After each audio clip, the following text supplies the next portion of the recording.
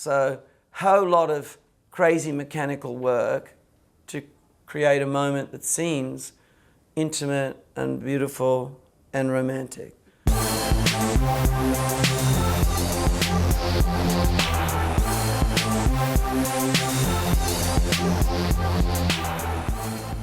Romeo, doff thy name, and for thy name, which is no part of thee, take all myself.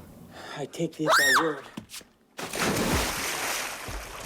When I did Romeo and Juliet, so you got to remember this is like 22 years ago. How do you do that balcony scene? You know, the balcony scene is he scales the wall, he goes up to a tree, she's in a balcony, then she comes out in a balcony, sees them talk, and then they have this dialogue. So this idea that somehow, well, how can we surprise the audience? What would Shakespeare do? And then during production, this whole idea of an elevator and then them falling in the pool and using the water so that they can almost be together and not together, and concludes into the moment they kiss. And you know it's going to end badly at the end, but at that time, it's romance. I mean, the whole idea too was that Romeo and Juliet, as with all Shakespeare, he'll be really funny one moment so that you can have this direct emotional sentiment the next. Claire's by the pool and she's going, oh, you know, what's in a name?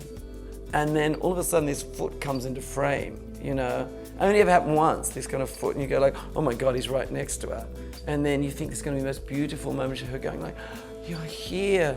But she goes, ah, you know, and falls in. And it seems really spontaneous, but that's the power of acting. Both Claire and Leonardo, you gotta imagine, we're living like full-time in Mexico, and when we did that pool scene, really both of them were quite fearless. So they tended to do everything themselves. And I'm pretty sure actually, Claire, they fell in the water themselves. I started by getting in that armor stuff that Leo wore myself and walking around in the water.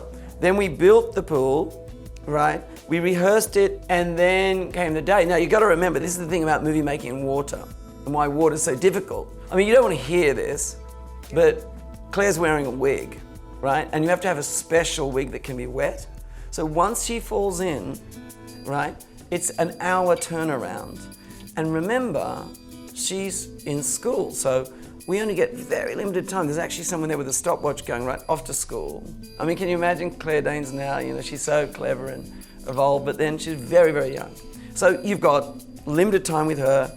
She falls in the water, you're down. So you have to get these things really in one go. And that's why I think the scene has such a vibrancy and a, you know, even just standing next to each other, it almost vibrates, because there's a sense of like, we've got to live this and do it. There's not a lot of second chance with it.